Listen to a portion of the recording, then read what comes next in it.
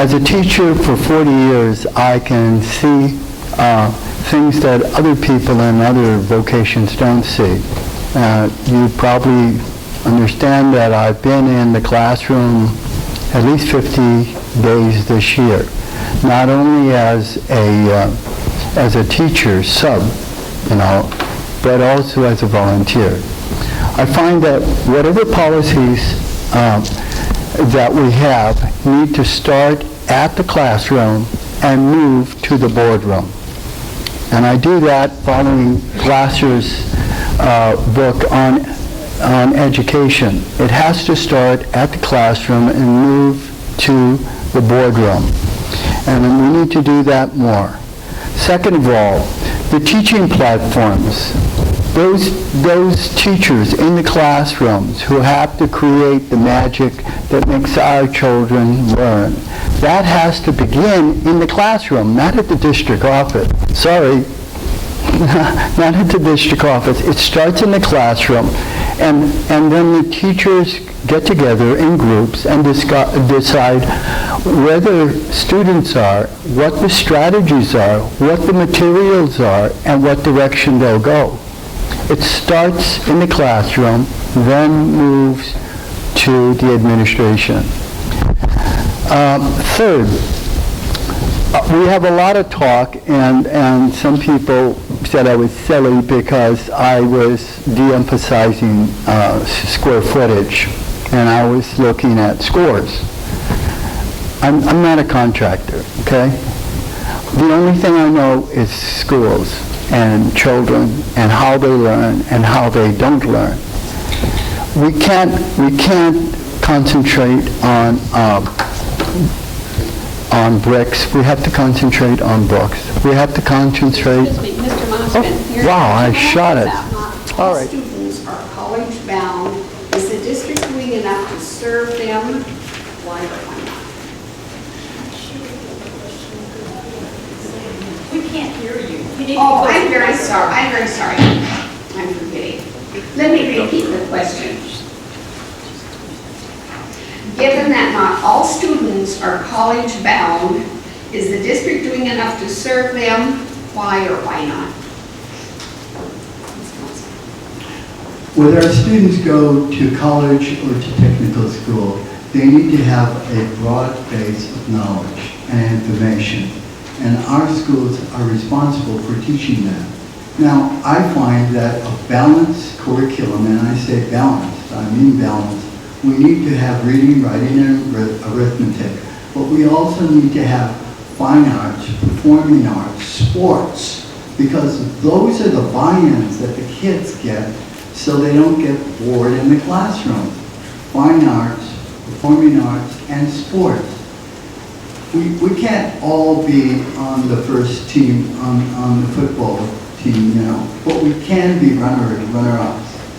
And so I believe that our strategy should be that whether they go to one college or two technical school, they need to have a broad base of information, and academics are supported by sports, performing arts, and anything else that can get them into a buy-in.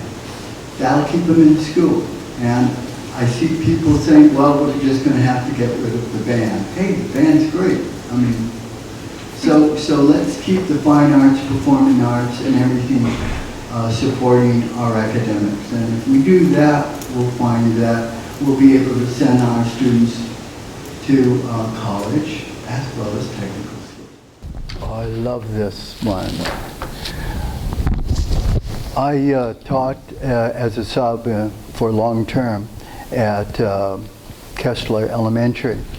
And I did my student teaching 25 years ago in an open classroom. I want you to know that whether it's in the barrio or the ghettos, you can use open classrooms very efficiently. When I found out that it was going to cost $1.whatever million, I said, why are we putting the walls in? Again, we're going to material things. Students are going to be students, and you can't expect them to go around with their hands folded walking like robots. They're going to be children, okay? What we need is, we need a strategy of how to use that open classroom to educate students. That's what our goal was when I was teaching. So I found that to spend $1 million and so was sort of frivolous. Why didn't we, if we had problems, break that down and maybe hire more teachers? We could do that rather than walls. And think about this, in a couple of years, maybe 5 years, they'll go back and say, wait a minute, we need to have open classrooms. So then we're going to spend another $1 million taking down those walls. In which case, I'll buy them and put them in a storeroom, because maybe we'll see some people changing their attitude. I think that the problem we had is we have successes in this school district. Number one, you had Mark Morris passing the AYP. You had CVG passing the AYP. Why didn't we just take a look at those schools and see how well they're doing? But then we go out and hire teachers, hire principals from outside of the school district. Doesn't make sense. Mr. Norton, same question. I was on the committee, and I voted to close the schools and sell the property. And I admitted to this fact in the newspaper, but I also admitted that I made a mistake, because I was looking at square footage and bricks and not at scores. And if we were given some scores, but you see, they said, that's not your job, you're only supposed to. So I'll just take a good one, 19 portables. We're using 19 portables now. Students in those 19 portables, and you plug them back into the regular building, there's no leftover space. So I got a deal. I'll buy all those portables at a garage sale, okay? So where is this extra space? So if you're using 19 portables, then obviously we're not using our facilities right. So I believe that we should have put those students back in and sold the portables off, and then we wouldn't have had this discussion about leftover room. Now, you could keep 1 or 2 portables maybe just for a special program. But if you have enough room in there, why can't we put the garden program in a regular? Sure you could. There's enough room according to the statistics. So I was given data that was questionable. And I was up here, I was the only one on the committee, but I did say that I made a mistake. And when I started looking at the learning curves going down, I realized I made a mistake. I think that we need to focus our money and time into programs that bring children's skills up. That's what we need, not buildings, okay? That's where it is. I just would like to see, right now, I have something that I use, the HURT, I call it the HURT barometer. The hurt that's happened because of feelings, because we started with the committee instead of with the teachers. Now, if we used a different strategy and the superintendent had gone to the teachers and say, hey, I think we've got too much space, and started with the teachers, it would have worked great. But it didn't. It started outside, and the teachers found out in the front page of the newspaper that the schools were going to be closed. So I myself would be outraged. So the strategy for dealing with this problem was less than perfect. But from now on, let's start with the teachers and then make some decisions. Thank you. Well, can we start with Broadway? I love that place because that would make a nice senior center that we didn't have to look for a parking space. And we could also rent it out or lease it out to the recreation department.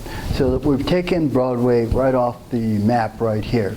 And I vote as a senior citizen to use Broadway as our new senior citizen.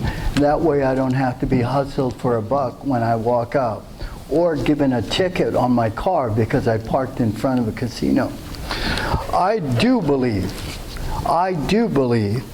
that we need to invest in staff, because our staff are the Marines that are going to move these people out. We're going to teach our kids because our staff's ready. They're in service. And we need to invest in staff. And then the second part is a strategy. Some strategy that's going to pull the community and the school together. We don't have that because we started at the wrong end of the horse when we started this building thing. Nobody ever thought of facing the tail when you're going down a road on a horse. We should have turned that thing around and started with the teachers. Second of all, we are, last time I checked, an education institution and not a bank. Okay? We're not a bank. So we need to have some reserves, but we don't need a lot of reserves. We need to make sure our investment are in students. And lastly, I found it pretty disheartening that I asked a question that wasn't answered immediately. I wanted to know why in special ed, regular children going to summer school had 5 days and autistic kids only had 3 days. So I called my friends in other states and I said, does that sound logical? And they laughed and they said, Jim, you realize that was your job here. You always made sure that it was equal. So if a parent has an autistic child, the summer program should have included a 5-day program. That's just logical. It's just logical. And so if we save some money on there for our reserves, I don't think that was money well saved. I believe in things that people haven't seen yet, and those things are that we have a moral imperative to give the best possible education program to our students, be they in special ed or regular ed. And if they are in special ed, we need to make sure there's a pathway to regular ed. Thank you. I'd like to start off with telling you all that my mom had a 2nd grade education, my dad had a 3rd grade education, and I'm one of 8, and I'm the only one who graduated from high school or college. And the only way I made it was because I had an education. The only way. And my mom and dad loved me for that, and my brothers and sisters hated me for that. But I was fortunate, I was given a gift, and the gift was very simple. When somebody told me I couldn't do something, darn it, I was going to do it. And a good friend of mine who just passed away, Tipton Kiker, and I were on the board for ARC, and we had a $7 million budget. And we were always fighting to make sure every dollar went right back to our developmentally disabled students. And people would fight on that and say, well, we need a bigger building. And we'd say, no, service first, kids first. Well, and we fought about developing better programs to get our students and adults back into the community.